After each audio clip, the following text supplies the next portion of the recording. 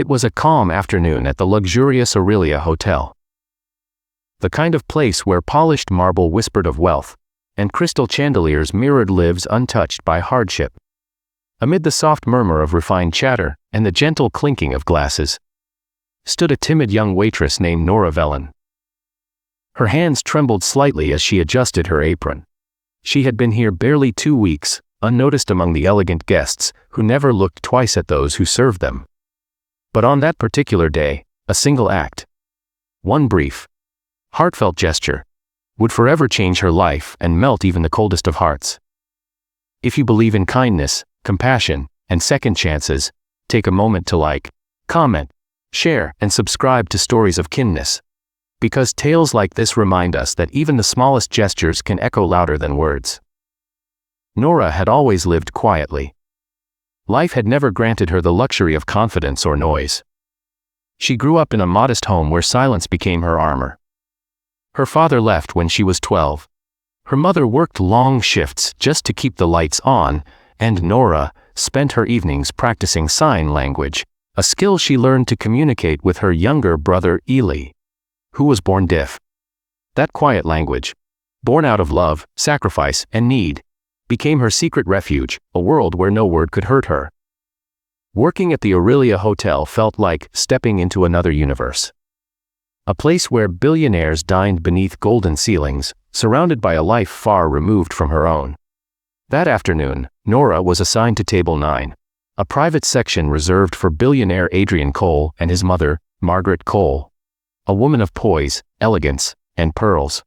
Adrian was famous for his sharp mind and cold precision. A man respected in business, but known to keep his humanity locked away. The staff often whispered about him. A man who built empires, but seemed untouched by emotion. When Norah approached their table, her palms damp with nerves, she noticed something that made her pause. Margaret wasn't responding to the waiter's words. Instead, she smiled faintly, her eyes fixed on his lips. Then Norah saw it. A small hearing aid, and the way Adrian leaned close to his mother when he spoke. Her heart clenched. She recognized that rhythm. The world of someone who lived between sound and silence. Adrian's sharp eyes lifted, catching her hesitation. He expected efficiency, not empathy. But before he could speak, Norah took a slow, steady breath and began to signs. "Would you like still or sparkling water?" For a moment, everything around them stopped. Margaret's eyes widened, her hand rising to her chest. The silence filled with emotion. Disbelief, gratitude, recognition. Tears shimmered as she signed back, "You know sign language." Norah smiled softly and nodded. Her heart pounded, but her hands were steady. Adrian stared, speechless. For years, he had watched the world treat his mother with awkward pity. Waiters avoiding her, conversations leaving her behind. But now, across a table draped in linen, his mother was laughing, her hands dancing with joy as she signed with the shy waitress. As lunch continued, something beautiful unfolded. Norah didn't just serve, she connected. Each question, each option on the menu, every light-hearted gesture was shared in sign language. Margaret's eyes glowed with happiness that hadn't been there in years. Guests began to whisper, astonished by the sight of the billionaire's mother conversing joyfully with a waitress. But Adrian didn't care. For once, he wasn't thinking about profits or deadlines. He was watching his mother come alive. For Norah, it was more than kindness. It was memory. Each sign reminded her of Eli, the little brother who used to tug at her sleeve for attention. He had passed away 2 years earlier after a long illness. Her hands moved with love and sorrow, expressing words her voice could no longer speak. It felt as though the universe had given her one last chance to talk to him. Through Margaret. After the meal, Margaret insisted on meeting her personally. Adrian watched as his mother clasped Norah's hands tightly, tears glistening in her eyes. She signed, "You made me feel seen. You reminded me I'm not alone." Norah's lips trembled as she replied, "You reminded me that love never fades." That moment carried a quiet holiness.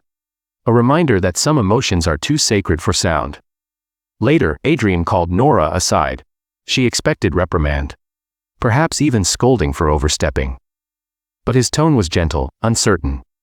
He told her how his mother had felt isolated for years, even in her own home, and how no one had ever cared enough to communicate with her in her own language.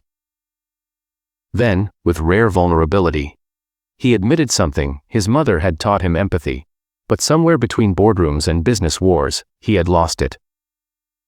Norah's simple kindness had reminded him of what truly mattered. He asked about her life, and when she mentioned her brother, he understood the depth behind her gestures.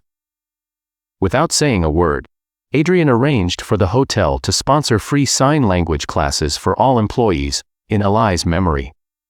Though Norah never asked for it, he also offered her a full scholarship to study special education, saying the world needed people like her. People who could bridge silence with compassion. Word of what happened that afternoon spread far beyond the Aurelia Hotel.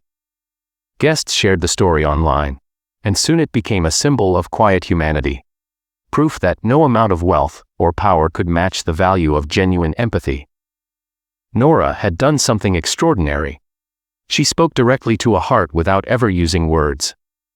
Margaret often returned to the hotel afterward, always requesting Norah's service.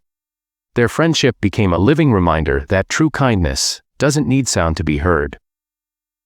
Weeks later, during her break, Norah stood by the window, watching the sun paint the city skyline gold. She thought of Eli and whispered a silent thank you. The world could test her with loneliness, but moments like this proved that love always finds a way to return, often through strangers who need it just as much as you do. If this story touched your heart, please like, share, and subscribe to Stories of Kindness, because the world needs more reminders of how powerful kindness can be, even when spoken in silence. Before you go, tell us in the comments, would you have done what Norah did if you were in her place?